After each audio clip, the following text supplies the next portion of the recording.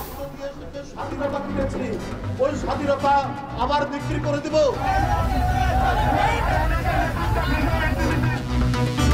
আগরতলা অভিমুখে বিএনপির ৩ অঙ্গ সংগঠনের লং মার্চ, পথে পথে ভারতীয় আগ্রাসনের বিরুদ্ধে কঠোর হুঁশিয়ারি। ধর্মনিরপেক্ষে সবাই আপনার এক, এই সার্বভৌমত্বে আমরা কোনোভাবেই ভুলুণ্ঠিত হতে দিব না। বাংলাদেশে যে সুন্দর একটি সময় এখন অতিবাহিত হচ্ছে, এই সম্প্রীতিকে আমরা কোনোভাবেই নষ্ট করতে দিব না। শেখ হাসিনার অনুপস্থিতিতে বিচার চলতে বাধা নেই, প্রসিকিউশনের সঙ্গে বৈঠক শেষে পরামর্শক চবি Catman. We will have to then look upon whether she is tried in her absence or whether in fact we look to the International Criminal Court to provide assistance. সমতলের সঙ্গে পার্বত্য এলাকার ভেদাভেদ দূর করে ভ্রাতৃত্ব বজায় রাখার আহ্বান আন্তর্জাতিক পর্বত দিবসে প্রধান উপদেষ্টা।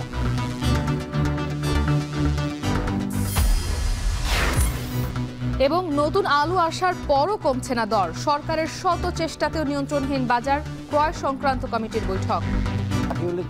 কমারটা কেউ কেউ বলে না, 12টা বলবে, স্বাভাবিক হয়তো 12টা বলবে।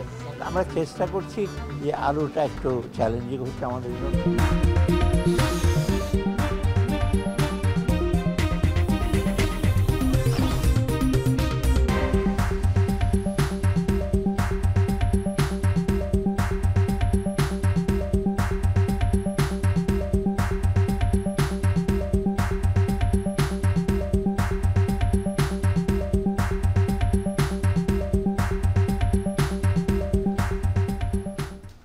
স্বাগত। এখন দুপুরে পুরো আয়োজনের সঙ্গে আছি আমরা দুজন, আমি উজ্জ্বল হাফিজ এবং আমি ইসরাত মুক্তে। ভারতীয় আগ্রাসন, দেশটির গণমাধ্যমের অপপ্রচার, কূটনৈতিক মিশনে হামলা ও দিল্লি হাইকমিশন সহ বিভিন্ন সীমান্ত অভিমুখে কট্টর সংগঠনের কর্মসূচির প্রতিবাদে চলছে বিশাল লং মার্চ। আগরতলা অভিমুখে বিএনপির 3 অঙ্গ সংগঠনের লং মার্চের পথে পথে ভারতীয় আগ্রাসনের বিরুদ্ধে কঠোর হুঁশিয়ারি দেশবাসীর। আরও জানাচ্ছেন জাওয়াদ মাহমুদ। ভারতে বাংলাদেশের কূটনৈতিক মিশনে হামলা, সে দেশের রাজনৈতিক নেতা ও বিভিন্ন হিন্দুত্ববাদী সংগঠনের বাংলাদেশ নিয়ে বিদ্বেষমূলক বক্তব্য ও গণমাধ্যমের অপতথ্য প্রচারের বিরুদ্ধে সোচ্চার বাংলাদেশ। ভারতীয় আগ্রাসনের প্রতিবাদে যখন দেশব্যাপী সোচ্চার, তখন ছাত্রদল, যুবদল ও স্বেচ্ছাসেবক দলের উদ্যোগে ভারতকে কড়া বার্তা দিতেই আয়োজন করা হয় আগরতলা সীমান্ত অভিমুখী এই লং মার্চ। আর লং মার্চ সফল করতেই শীতের সকালে এভাবেই নয়াপল্টনে ভিড় জমায় বিএনপির 3 অঙ্গ সংগঠনের নেতাকর্মীরা। লং মার্চকে ঘিরে সকাল থেকেই দলের কেন্দ্রীয় কার্যালয়ের সামনে জাতীয় ও দলীয় পতাকা সহ নানা রং বেরঙের ব্যানার, ফেস্টুন নিয়ে হাজির হয় দলের কর্মী সমর্থকরা। এ সময় তাদের কণ্ঠে ছিল ভারতীয় আগ্রাসন রুখে দেওয়ার দৃঢ় প্রত্যয়। ভারতীয় যে আগ্রাসন এবং শেখ হাসিনা চলে যাওয়ার পরে ভারতে যে একটা নতুনভাবে চক্রান্ত শুরু করেছে আমাদের বাংলাদেশের সার্বভৌমত্ব নিয়ে, এই জন্য আমরা আজকে এই লং মার্চের মাধ্যমে প্রতিবাদ জানাচ্ছি। বাংলাদেশকে তাদের অঙ্গরাজ্য মনে করে বা তাদের তাবেদার রাষ্ট্র মনে করে। আমরা চাই আমাদের সাথে বন্ধুত্ব হবে সমতার ভিত্তিতে। মার্চ পূর্ব সংক্ষিপ্ত সমাবেশে বক্তব্য দেন অঙ্গ সংগঠনের কেন্দ্রীয় নেতারা। প্রধান অতিথির বক্তব্য রাখেন বিএনপির সিনিয়র যুগ্ম মহাসচিব অ্যাডভোকেট রুহুল কবির রিজভী। এ সময় ভারতীয় আগ্রাসন ও দিল্লির পররাষ্ট্রনীতির সমালোচনা করেন তিনি। আজকে দিল্লির যারা সাম্প্রদায়িক শাসক গোষ্ঠী, তারা জেনে রেখো, তোমরা একজন ভয়ঙ্কর রক্তপিপাসু এক নারী, এক লেডি ফেরাউন, সেই লেডি ফেরাউনকে টিকানোর জন্য তোমরা 16 বছর তাকে সমর্থন দিয়েছো। পাশাপাশি ভারতের অপরাজনীতির বিরুদ্ধে ঐক্যবদ্ধ থাকার কথাও উঠে আসে তার বক্তব্যে। বলেন, দিল্লির দাসত্ব এদেশের মানুষ মেনে নিবে না। আমরা রক্ত দিয়ে যে স্বাধীনতা কিনেছি ওই স্বাধীনতা আবার বিক্রি করে দেব। আমরা পিন্ডির কাছ থেকে স্বাধীনতা ছিনিয়ে এনেছি, এটা দিল্লির কাছে আমরা আত্মসমর্পণ করব। সংক্ষিপ্ত সমাবেশ শেষে গাড়িবহর নিয়ে আগরতলার উদ্দেশ্যে যাত্রা করে দলের নেতাকর্মীরা। আখাউড়া স্থলবন্দরে 24-এর গণঅভ্যুত্থানের আকাঙ্ক্ষাকে ধারণ করেই আগামী দিনে ভারত বাংলাদেশ সম্পর্ক নির্ধারণের বার্তা দেওয়া হবে বলেও জানান দলটির কর্মী সমর্থকরা। জাওয়াদ মাহমুদ, এখন, ঢাকা। আগরতলা অভিমুখে যুবদল, স্বেচ্ছাসেবক দল ও ছাত্র দলের লং মার্চ এই মুহূর্তে অবস্থান করছে ভৈরবে। সেখান থেকে সবশেষ পরিস্থিতি জানাতে যুক্ত আছেন সহকর্মী সিফাত শাহরিয়ার। সিফাত, জানাবেন লং মার্চে বিএনপির নেতাকর্মীদের সঙ্গে সাধারণ মানুষও যুক্ত হয়েছে কিনা, আর কি বলছেন তারা?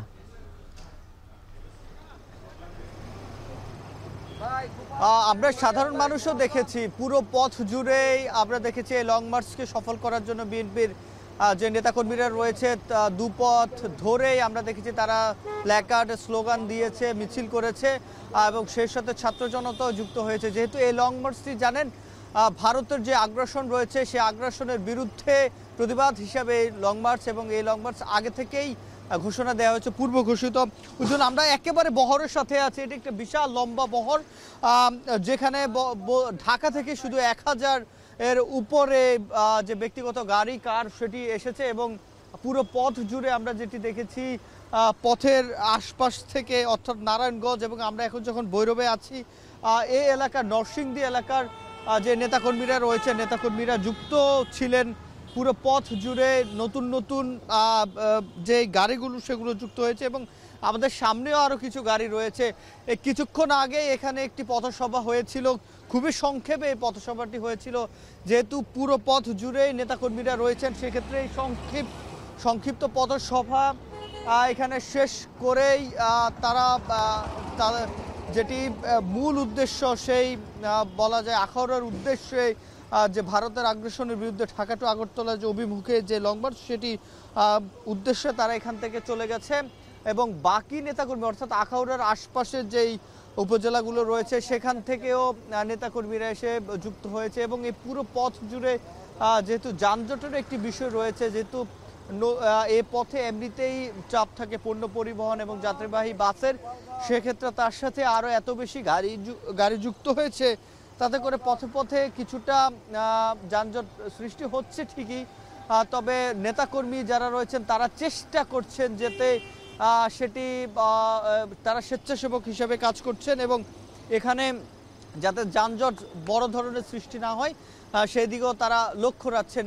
এবং আমরা যেটি দেখছি এই যে ব্যক্তিগত গাড়িতে করে বিএনপির যে 3টি অঙ্গ সংগঠন রয়েছে, সেই 3টি অঙ্গ সংগঠনের যে নেতাকর্মীরা রয়েছে, যুবদল, ছাত্রদল এবং স্বেচ্ছাসেবক দলের যে নেতাকর্মীরা রয়েছে, তারা এখানে মাইক্রোতে করে, ব্যক্তিগত গাড়িতে করে তারা যাচ্ছে এই পদযাত্রা লং মার্চের উদ্দেশ্যে। এবং এই লং মার্চের পুরোটি পথ জুড়ে আমরা দেখেছি সাধারণ মানুষ থেকে শুরু করে নেতাকর্মীদের যে উচ্ছ্বাস, অর্থাৎ এবং সকালবেলা যখন তারা সংক্ষিপ্ত সমাবেশ করেছিল বিএনপির কেন্দ্রীয় কার্যালয়ের সামনে, তখন বিএনপির যে সিনিয়র নেতৃবৃন্দ রয়েছে এবং যুবদল, স্বেচ্ছাসেবক দল, ছাত্র দলের নেতৃবৃন্দরা, সভাপতি এবং সাধারণ সম্পাদক কথা বলেছে, তারা তখনও এই যে ভারতীয় যে আগ্রাসন এবং সার্বভৌমত্বের প্রশ্নে, অখণ্ডতার প্রশ্নে সকলে একসাথ হয়ে কাজ করার যে একটি প্রত্যয় সেখানে ব্যক্ত করে এবং বাংলাদেশের স্বাধীনতা ঠিক রাখার জন্য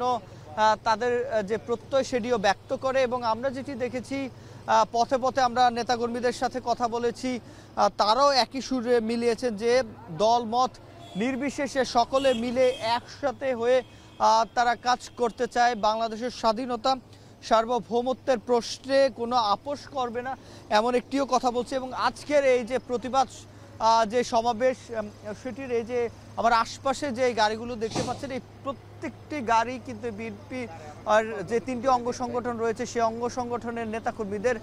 এবং এই ভৈরব থেকে সরাসরি, আর মাঝখানে কোনো পথসভা কিংবা থামার কোনো জায়গা নেই, এরপরেই মূলত নেতাকর্মীরা একেবারে সরাসরি আখাউড়া যাবেন এবং সেখানে সর্বশেষ আখাউড়া স্থলবন্দরের যে মাঠ রয়েছে সেখানেই একটি সমাবেশ হবে, সেখানেই তারা কথা বলবেন স্বেচ্ছাসেবক, ছাত্রদল এবং যুব দলের কেন্দ্রীয় নেতৃবৃন্দ। তো এই ছিল উজ্জ্বল আমার কাছে ভৈরব থেকে বিএনপির লং মার্চের সবশেষ।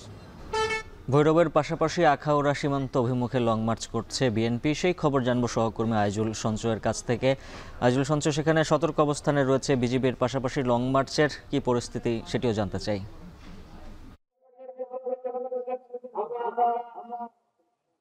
উজ্জ্বল, আর ঘণ্টাখানেক পরে কিন্তু এই আখাউড়া স্থলবন্দর অভিমুখে যে বিএনপির যে বিএনপির ৩ সহযোগী সংগঠনের যে লং মার্চটি আছে সেটি কিন্তু এসে পৌঁছাবে বলে এখানকার নেতাকর্মীরা আশা করছেন।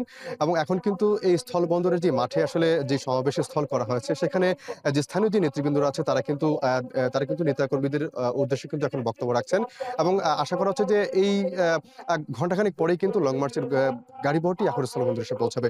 একটু জেনে রেখেই উজ্জ্বল, আজকে সকাল থেকে কিন্তু আমরা এই সীমান্ত এলাকাতে কিন্তু বিজিবি এবং আইনশৃঙ্খলা বাহিনীর কিন্তু ব্যাপক তৎপরতা আমরা লক্ষ্য করেছি। অর্থাৎ বেলা বাড়ার সঙ্গে সঙ্গে কিন্তু এই তৎপরতা কিন্তু অনেকটা বৃদ্ধি পেয়েছে। আপনি নিশ্চয়ই আমার পেছনে দেখতে পাচ্ছেন এখন এই যে আমি কিন্তু এখন যে সীমান্তের একদম যে জিরো লাইন বলা হয় অর্থাৎ এই যে শূন্যরেখা, সেখানে কিন্তু বিজিবি সদস্য কিন্তু অবস্থান নিয়েছেন। এখানে আসলে এখন পাসপোর্টধারী যাত্রী ছাড়া কিন্তু কাউকে এখন এখানে ঢুকতে দেওয়া হচ্ছে না। এছাড়া এই যে জিরো লাইনের পাশাপাশি কিন্তু অন্যান্য যেসব সীমান্ত এলাকা আশপাশের যে সীমান্ত এলাকাগুলো আছে সেখানে কিন্তু বিজিবি সদস্যরা অবস্থান নিয়েছেন। উজ্জ্বল, জানিয়ে রেখে আমরা কথা বলেছিলাম এই আখাউড়া উপজেলা নির্বাহী কর্মকর্তা গাজালা পারভিন রুহির সঙ্গে। তিনি জানিয়েছেন যে এই সীমান্ত এলাকাতে যেন কোনো ধরনের বিশৃঙ্খল পরিস্থিতি না হয় এই লং মার্চ কর্মসূচিকে ঘিরে, সেজন্য কিন্তু প্রশাসনের তরফ থেকে কিন্তু নিশ্চিদ্র নিরাপত্তা ব্যবস্থা নেওয়া হয়েছে। বিশেষ করে এই স্থলবন্দর মাঠ থেকে কিন্তু একদম জিরো লাইন পর্যন্ত এখানে প্রায় 3 স্তরের বিশিষ্ট কিন্তু নিরাপত্তা নেওয়া হয়েছে বলে আমরা আইন শৃঙ্খলা বাহিনীর কাছ থেকে তথ্য পেয়েছি। আমরা কথা বলেছিলাম বিজিবির 60 ব্যাটালিয়নের অধিনায়ক লেফটেন্যান্ট কর্নেল এম জাবির বিন জব্বারের সঙ্গে। তিনি জানিয়েছেন যে আজকে সকাল থেকে কিন্তু বিজিবির 4 প্লাটুন সদস্য এখানে স্বাভাবিকের চেয়ে কিন্তু অতিরিক্ত প্রায় 4 প্লাটুন সদস্য কিন্তু সীমান্ত এলাকাগুলোতে কাজ করছে এবং তারা আশা করছে যে কোনো ধরনের বিশৃঙ্খল পরিস্থিতি কিন্তু এখানে তৈরি হবে না। তবে যদি কোনো ধরনের বিশৃঙ্খল ঘটনা ঘটে সেক্ষেত্রে তারা কিন্তু কঠোর হস্তে কিন্তু সেটি দমন করবেন বলে তারা আমাদেরকে জানিয়েছেন। এছাড়া পুলিশের তরফ থেকেও কিন্তু আমরা দেখেছি যে 100-র বেশি পুলিশ সদস্য কিন্তু এখন এই মুহূর্তে এই যে আখাউড়া স্থল বন্দরের যে ট্রাকইয়ার্ড আছে সেখানে কিন্তু সমাবেশ স্থলটি করা হয়েছে। সেই স্থল এবং স্থলের আশপাশের এলাকাতে কিন্তু পুলিশ সদস্যরাও কিন্তু এখন অবস্থান নিয়েছেন। অর্থাৎ এখানকার যে যান চলাচল বা জনসাধারণের যে চলাচল সেটি কিন্তু অনেকেই কিন্তু সীমিত করে দেওয়া হয়েছে। বলা যেতে পারে একেবারে নিশ্চিদ্র নিরাপত্তা ব্যবস্থার মধ্যে দিয়ে কিন্তু আখাউড়া স্থল বন্দরের যে এলাকাটি সেটি কিন্তু ঢেকে ফেলা হয়েছে। এখানকার যে নিরাপত্তা বাহিনী আছেন তারা কিন্তু সেটি করেছেন। এছাড়া আশা করা যাচ্ছে যে আগামী 1 ঘন্টা পরে কিন্তু এই যে লং মার্চের যে গাড়িবহর সেটি এখানে এসে শেষ হবে এবং তখন কিন্তু এই যে মূল সমাবেশের যে আনুষ্ঠানিকতা সেটি কিন্তু শেষ হবে। তো উজ্জ্বল, আমার কাছে এই ছিল এখান থেকে এই লং মার্চ সংক্রান্ত সবশেষ তথ্য।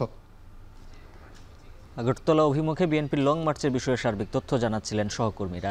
এদিকে ভারতীয় ষড়যন্ত্রের বিরুদ্ধে পুলিশ দেশের জন্য প্রস্তুত আছে বলে জানিয়েছেন অবসরপ্রাপ্ত পুলিশ অফিসার্স কল্যাণ সমিতির ভারপ্রাপ্ত সভাপতি এম আকবর আলী। সকালে রাজধানীর রাজারবাগ পুলিশ লাইন্স গেট থেকে ভারতীয় আগ্রাসন ও অপপ্রচারের প্রতিবাদে পদযাত্রা শুরু করে। এ সময় পুলিশের সাবেক আইজি আশরাফুল হুদা বলেন, দেশের প্রয়োজনে ৭১-এর মতো আবার রক্ত দিয়ে প্রতিরোধ গড়ে তোলা হবে। পদযাত্রাটি রাজধানীর শান্তিনগর, কাকরাইল, মৎস্যভবন সড়ক ঘুরে জাতীয় প্রেস ক্লাবে এসে শেষ হয়। এরপর একটি প্রতিনিধি দল পররাষ্ট্র মন্ত্রণালয়ে প্রতিবাদ লিপি জমা দেয় সংগঠনটি। ভারতীয় গণমাধ্যমে অপপ্রচারের বিরুদ্ধে এর আগে সাবেক সেনা কর্মকর্তারাও প্রতিবাদ করেছে।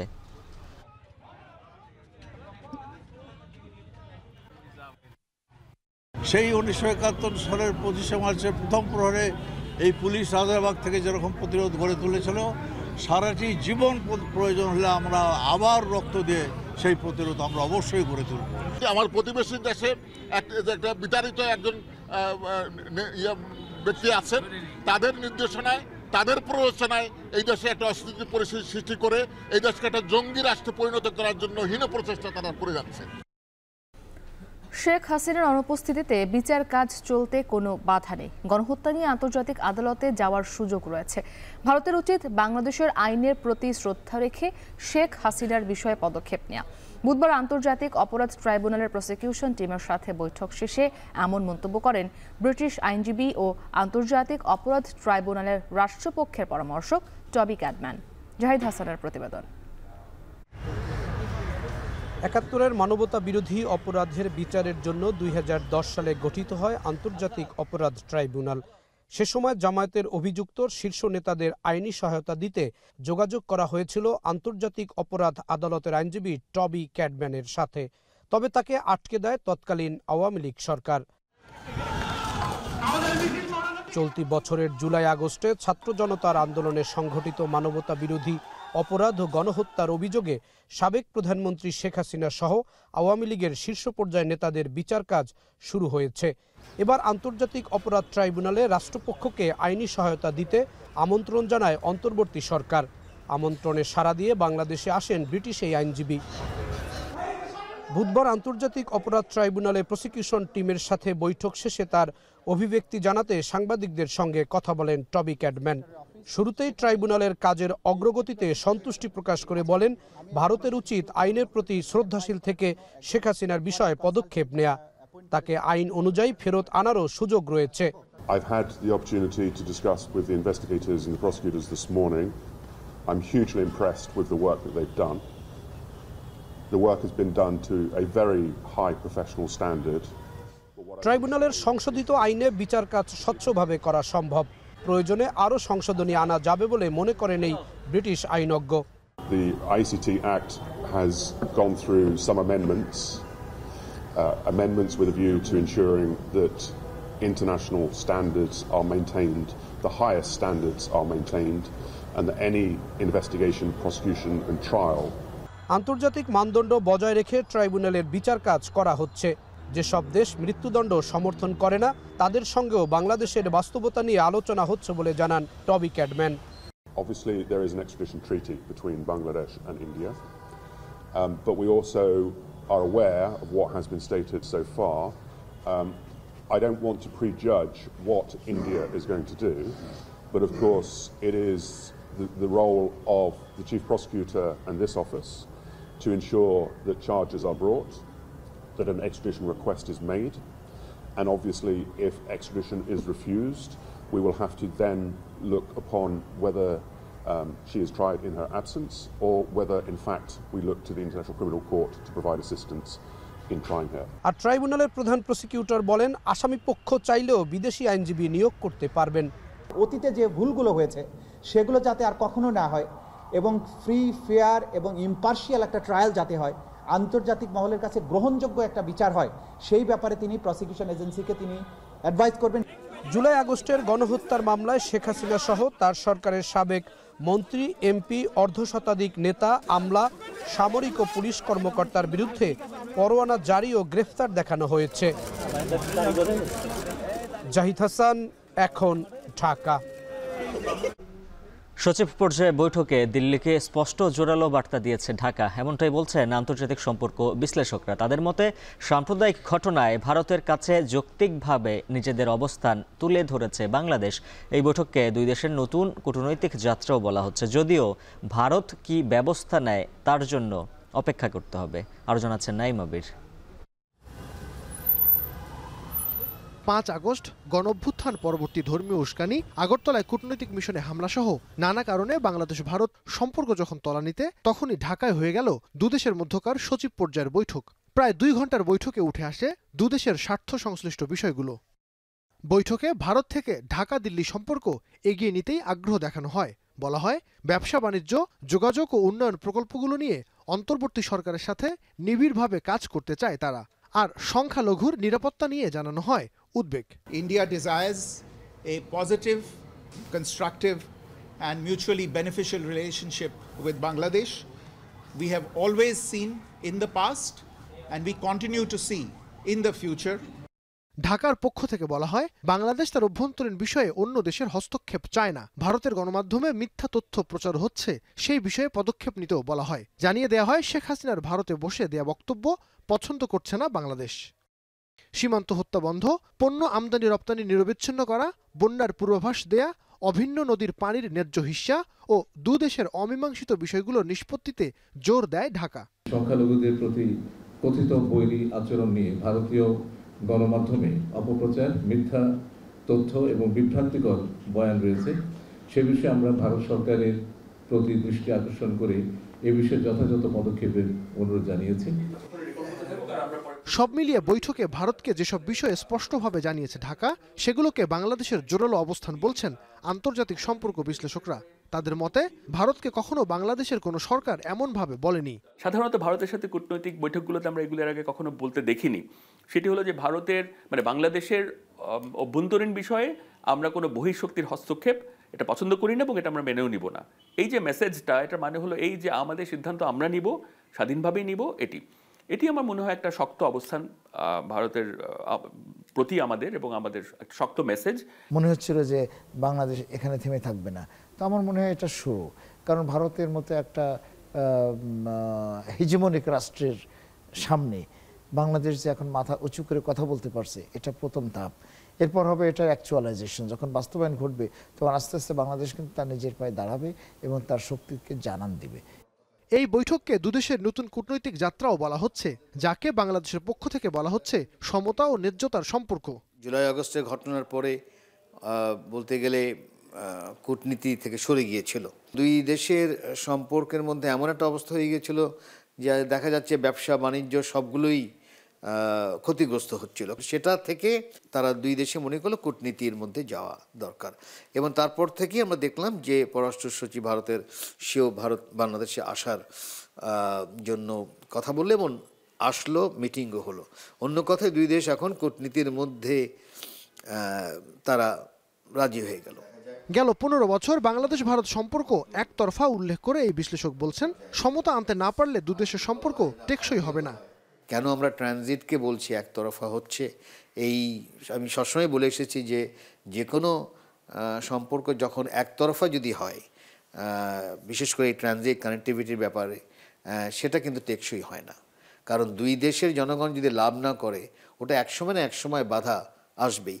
ভারতীয় পররাষ্ট্র সচিব বিক্রম মিশ্রির সঙ্গে বৈঠক সফল মনে করা হলেও এখন দেখার বিষয় সম্পর্ক উন্নয়নে ভারত কি পদক্ষেপ নেয়। নাঈম আবির, এখন, ঢাকা। সমতলের সঙ্গে পার্বত্য এলাকার জনগণের ভেদাভেদ দূর করে ভ্রাতৃত্ব বজায় রাখার আহ্বান জানিয়েছেন প্রধান উপদেষ্টা ডক্টর মোহাম্মদ ইউনূস। আন্তর্জাতিক পর্বত দিবস উপলক্ষে রাজধানীর বেইলি রোডে পার্বত্য চট্টগ্রাম কমপ্লেক্সে আয়োজিত আলোচনা সভায় ভার্চুয়ালি যুক্ত হয়ে কথা বলেন প্রধান উপদেষ্টা। তিনি বলেন, অনিয়ম দেশের সব জায়গাতেই রয়েছে, তবে পার্বত্য এলাকায় একটু বেশি অনিয়ম হচ্ছে। পার্বত্য চট্টগ্রামে বনজ ও প্রাকৃতিক যে সম্ভার আছে তা দেশে আর কোথাও নেই। এটি দেশের সবচেয়ে উন্নত জায়গা হওয়ার কথা, অথচ হয়েছে এর বিপরীত, যা মানা যায় না। পার্বত্য এলাকা যেন পিছিয়ে না থাকে, সেজন্য সংশ্লিষ্টদের কার্যকর পদক্ষেপ নেওয়ার নির্দেশ দেন প্রধান উপদেষ্টা। নিজেদের মধ্যে যে ভেদাভেদ যদি থাকে, আমাদের সঙ্গে সমতলের সঙ্গে যদি ভেদাভেদ থাকে, সেগুলো অতিক্রম করেই দাও, এটা বাধা হিসেবে থেকে যাবে আর আমরা পিছিয়ে থাকবো, এটা হতে পারে। আমরা বাধাকে অতিক্রম করবো, সবার সঙ্গে বসবো, আপনাদের উন্নতি কি দেশের উন্নতি সেটা সবাইকে বোঝাবো, তাহলে আমরা এটা থেকে মুক্তি পাবো। পরস্পরের সঙ্গে ভ্রাতৃত্বপূর্ণ ভাবে থাকতে হবে, কারণ এটাই আমাদের জায়গা, এটাই থেকে আমাদের দুনিয়া জুড়েও আমাদের সুনাম নিয়ে আসতে হবে। সেটাই আমরা করবো। অনেক অনিয়ম আছে, অনেক বিদ্যুৎ আছে, অনিয়ম বাংলাদেশের সব জায়গাতেই আছে, তো এখানে একটু অনিয়মের পরিমাণ বেশি। এই অনিয়মগুলোকে আমরা কিভাবে আনতে পারি? আপনাদেরকে সুযোগ দিয়েছে সরকারের পক্ষ থেকে কাজ করার জন্য এবং জেলা চেয়ারম্যান পদে থাকার জন্য, এই শব্দগুলোকে বাস্তবায়ন করার জন্য। সেই সুযোগটা কিভাবে হবে? আপনাদেরকে অনেক আইন কানুনের কথা বলা হবে, আইন কানুন সবই ঠিক আছে, আইন কানুন রাখা হবে, কিন্তু আইন কানুন দিয়ে সবকিছু হয় না। মনের ভেতরে না থাকলে আইন দিয়ে সেটা করা যায় না।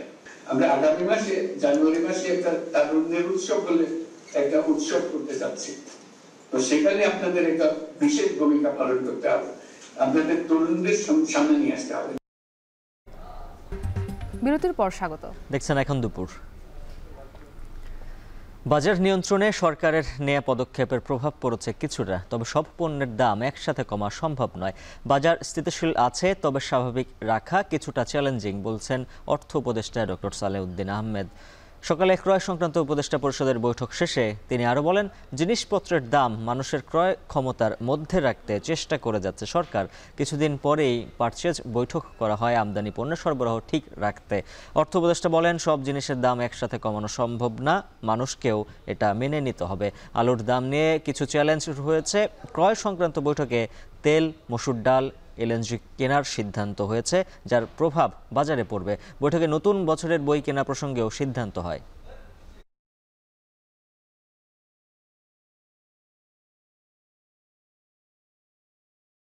আলুর দাম বেড়ে গেছে, অন্যগুলো একটু সাশ্রয় হয়েছে।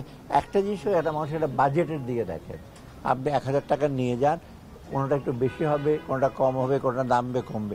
এখন যদি প্রত্যেকটাতে কমতে হবে, ওই রকম যদি অ্যাটিটিউড নেন তবে কিন্তু ডিফিকাল্ট।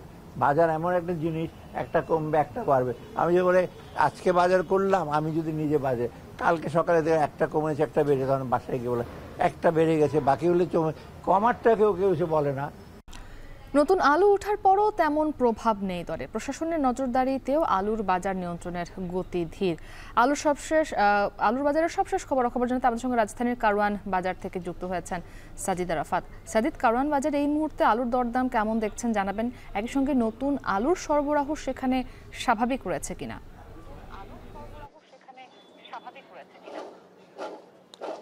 যে বিষয়টি বলছিলেন আলু নিয়ে, আলু কিন্তু শীতকালীন সবজির সঙ্গে আলুর যে একটি পারস্পরিক বোঝাপড়া রয়েছে, সেই জায়গা থেকে আলুর চাহিদা কিন্তু বেড়ে যায় শীতকালে আমরা দেখেছি। এবং এখন নতুন আলুর মৌসুম, সেই নতুন আলু উঠতে কিন্তু শুরু করেছে বেশ আরও কিছুদিন আগে থেকেই। এই মুহূর্তে বাজারে পর্যাপ্ত পরিমাণে আলুর সরবরাহ রয়েছে আমরা দেখছি, যেটি কারওয়ান বাজারে। এবং দামের বিষয়টি নিয়ে যদি বলতে চাই, দাম নিয়ে কিন্তু মিশ্র প্রতিক্রিয়া রয়েছে এখানে ক্রেতা বিক্রেতার মধ্যে। আমরা শুরুর দিকটায় নতুন আলুর যে দাম ছিল 100 টাকা কেজি বা 120 টাকা কেজি, সেটি অনেকাংশে কমে গিয়ে নতুন আলু এখন 70 থেকে 80 টাকায় বিক্রি হচ্ছে। এবং পুরনো যে আলুটি রয়েছে সেটিও কিন্তু 70 টাকা থেকে 80 টাকার মধ্যেই রয়েছে। অর্থাৎ নতুন এবং পুরনো দুটি আলুই 70 টাকার নিচে কিন্তু মিলছে না। এ নিয়ে কিন্তু ক্রেতাদের মধ্যে আমরা খানিকটা ক্ষোভ দেখেছি। তারা যেটি বলছিলেন যে আলুর ভরা মৌসুম হওয়া সত্ত্বেও আলু আগে যেভাবে কম দামে পাওয়া যেত, একটা সময় ছিল 30 টাকা 40 টাকা 50 টাকার মধ্যে আলু যেটি মিলতো, সেই দিন এখন আর নেই তারা বলছেন। এবং এই যে 70 টাকা 80 টাকা কেজি আলু কিনে খেতে হচ্ছে তাদের, আলুর প্রতি কিন্তু সবারই একটি চাহিদা থাকে। অন্যান্য সবজির দাম যখন বেড়ে যায় তখন কিন্তু আলুর প্রতি মানুষের একটি আকর্ষণ বা ঝোঁক থাকে, যে আলুটা দিয়েই একটু মেকআপ করে নেওয়ার যে বিষয়টি, সেটিতেও কিন্তু তাদেরকে কিনতে গিয়ে বেশ গলদঘর্ম হতে হচ্ছে। অর্থাৎ 70-80 টাকা কেজি দরে কিনতে গিয়েও কিন্তু অনেকেই তাদের যে ক্ষোভের কথা সেটি আমাদেরকে জানাচ্ছিলেন যে আরও একটি কমার দরকার। এবং বিক্রেতাদের সাথে আমরা কথা বলেছি, তারা যেটি বলছেন যে পাইকারি যেখান থেকে তারা কেনেন সেই জায়গা থেকে বেশি দামে কিনতে হয় বলেই তাদেরকে 5 থেকে 7 টাকা পর্যন্ত লাভ করে বিক্রি করার যে প্রয়াস, সেই জায়গা থেকে কিন্তু এর কমে কিন্তু তারা আর বিক্রি করতে পারছেন না বলে আমাদেরকে জানিয়েছেন। তবে এই সিজনে আলু আরও জমি থেকে যে আলুগুলো যোগান দেওয়ার কথা, যেগুলো ওঠার কথা জমি থেকে, সেটি পর্যাপ্ত পরিমাণে উঠলে পরে আরও কিছুটা দাম কমার যে সম্ভাবনা আশা করছেন এখানকার যে ব্যবসায়ীরা রয়েছেন সেই ব্যবসায়ীরা। এবং ক্রেতারাও কিন্তু সেই বিষয়টি তুলে ধরছেন যে এই আলুর যে ভরা মৌসুম, সেই ভরা মৌসুমে আলুর দাম যাতে আরও কিছুটা কমে আসে এবং নিত্যপণ্যের বাজারে যে আলু সহ অন্যান্য যে সবজিগুলো রয়েছে শীতকালীন, সেগুলো যাতে তাদের সাধ্যের মধ্যে নাগালের মধ্যে কিনতে পাওয়া যায়, সেটি তারা দাবি করছেন। এবং এই বিষয়ে তারা সরকারের নজরদারি, বাজার মনিটরিং থেকে শুরু করে যে পদক্ষেপ নেওয়া প্রয়োজন, সেই পদক্ষেপের কথাও কিন্তু তারা জোরালোভাবে বলছেন। এই ছিল কারওয়ান বাজার থেকে আলুর যে বাজারের দরদাম, তার সবশেষ খবর আমার কাছে। সাজিদ আরাফাত যুক্ত ছিলেন রাজধানীর কারওয়ান বাজার থেকে। 15 ডিসেম্বর থেকে প্রবাসীরা মেশিন রিডেবল পাসপোর্ট পাবেন, তবে অগ্রাধিকার দেয়া হবে সৌদি আরব ও মালয়েশিয়া প্রবাসীদের। ফেসবুকে ভিডিও বার্তায় প্রবাসী কল্যাণ ও বৈদেশিক কর্মসংস্থান উপদেষ্টা ডক্টর আসিফ নজরুল একথা জানান। ডিসেম্বর থেকে আপনারা এমআইপি পাসপোর্ট পাওয়া শুরু করবেন এবং পরবর্তী 3 সপ্তাহ থেকে 4 সপ্তাহের মধ্যে প্রত্যেকে যারা আবেদন করেছেন এমআইপি পাসপোর্ট পেয়ে যাবেন।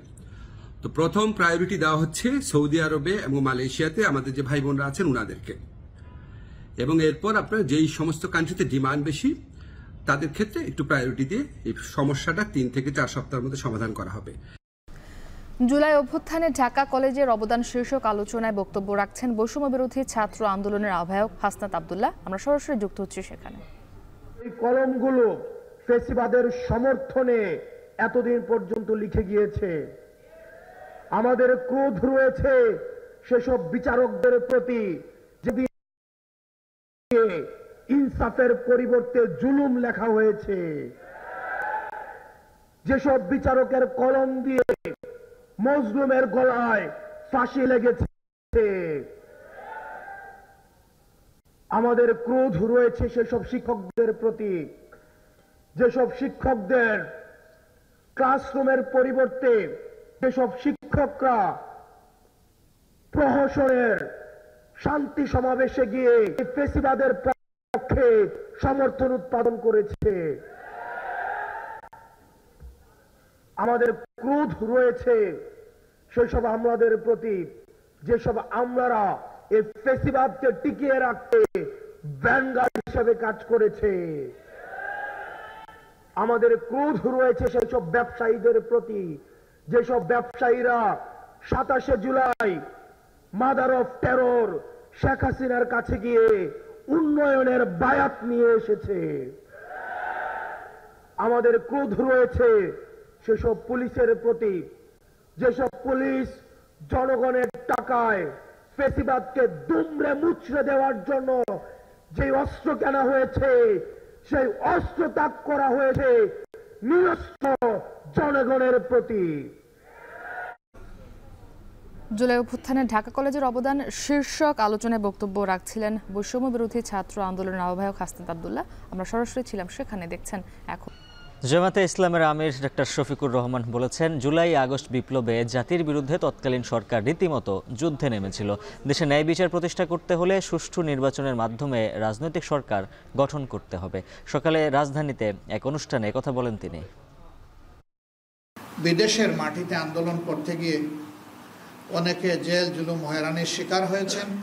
আমরা সরকারকে অনুরোধ করব দ্রুততম সময়ের ভিতরে আমাদের মিশনগুলোকে কার্যকর করে এবং সরাসরি ঢাকা থেকে সংশ্লিষ্ট দেশের সরকারের সাথে যোগাযোগ করে তাদের মুক্তির ব্যবস্থা করা, রাষ্ট্রের সকল প্রাপ্তবয়স্ক নাগরিককে ভোটার তালিকায় অন্তর্ভুক্ত হওয়ার সুযোগ সৃষ্টি করে দেওয়া।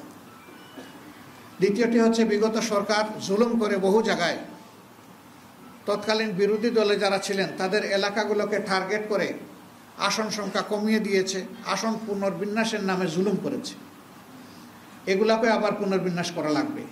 খেলার খবর, মাঠে গড়িয়েছে এনসিএল টি-20-র প্রথম আসর। দীর্ঘদিন পর এই আসরের মাধ্যমে ক্রিকেটে ফিরেছেন তামিম ইকবাল। তবে প্রথম দিনে টুর্নামেন্টকে ঘিরে আগ্রহ দেখা যায়নি দর্শকদের মাঝে। উল্টো টিকিট কাউন্টারে ভুল তথ্য পেয়ে বিভ্রান্ত হচ্ছেন অনেকে। বিস্তারিত রেদওয়ান শাওনের প্রতিবেদনে। ঢাকঢোল পিটিয়ে জাঁকজমকপূর্ণ ট্রফি উন্মোচন দিয়ে প্রথমবারের মতো মাঠে গড়িয়েছে এনসিএল এর টি-20 আসর। তামিম, মুশফিক, শান্তদের সংযুক্তি দেশের ঘরোয়া ক্রিকেটে যোগ করেছে বাড়তি আকর্ষণ। চায়ের দেশে বুধবার থেকে শুরু হয় এই টুর্নামেন্টকে ঘিরে দেশের ক্রিকেট বোর্ডের চেষ্টার কোনো কমতি না হলেও মাঠে দর্শকদের উপস্থিতি তৈরি করতে পারে হতাশা। দেশীয় তারকা ঠাসা এই টুর্নামেন্টকে ঘিরে সিলেটে দেখা মেলেনি দর্শকদের মাঝে তেমন উত্তেজনা। সকালে স্টেডিয়ামের গেইটে টিকিট হাতে কিছু দর্শকের দেখা মিললেও কথা বলে জানা যায় টুর্নামেন্টের স্পন্সর প্রতিষ্ঠানে কর্মরত তারা। প্রধান সড়কে উপস্থিত টিকিট কাউন্টারে অবশ্য টিকিট কাটতে দেখা গেছে 2-3 জন ক্রিকেট প্রেমীকে। তাদের অভিযোগ, সঠিক প্রচারণার অভাবেই টুর্নামেন্টকে ঘিরে দর্শকদের আবেদনটা কম। সিলেটের প্রচারণা এটা খুব কম হয়েছে। একটু প্রচারণা ভালো মতো হয়েছে, তাহলে অনেক দর্শক আসতো সিলেটে। হ্যাঁ, এক মাঠের মানে বেসিক্যালি এক মাঠের আপনি যে কোনো একটা মাঠে দেখতে পারবেন।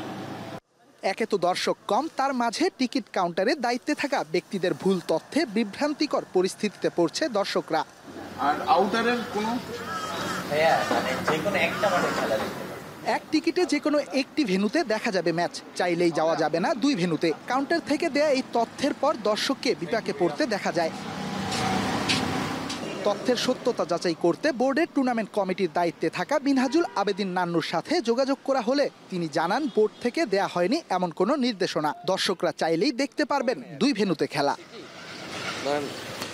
সিলেট আন্তর্জাতিক ক্রিকেট স্টেডিয়াম থেকে রেদওয়ান শাওন, এখন। এই ছিল এখন দুপুরে। শেষ করার আগে শিরোনামগুলো আরো একবার।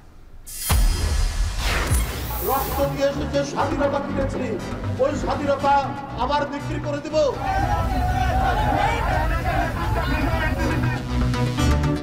আগরতলা অভিমুখে বিএনপির 3 অঙ্গ সংগঠনের লং মার্চ। পথে পথে ভারতীয় আগ্রাসনের বিরুদ্ধে কঠোর হুঁশিয়ারি।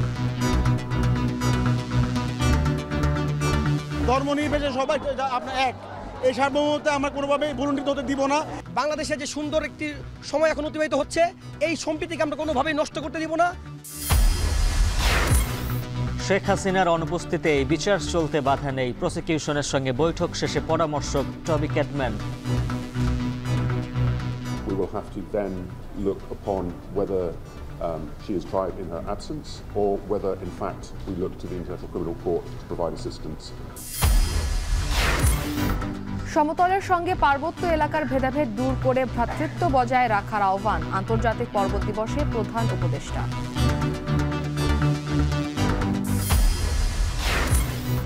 নতুন আলু আসার পরও কমছে না দর, সরকারের শত চেষ্টাতেও নিয়ন্ত্রণহীন বাজার, ক্রয় সংক্রান্ত কমিটির বৈঠক। কমারটা কেউ এসে বলে না, বারোটা বলবে, স্বাভাবিক বারোটা বলবে। আমরা চেষ্টা করছি যে আলুটা একটু চ্যালেঞ্জিং হচ্ছে আমাদের জন্য। এই ছিল এখন দুপুরে এখন টেলিভিশন। ওয়েবসাইটে দেখতে ভিজিট করুন www.এখন.tv। ফেসবুক এবং ইউটিউব দেখতে ভিজিট করুন নিচের দেখানো স্ক্রলের ঠিকানায়।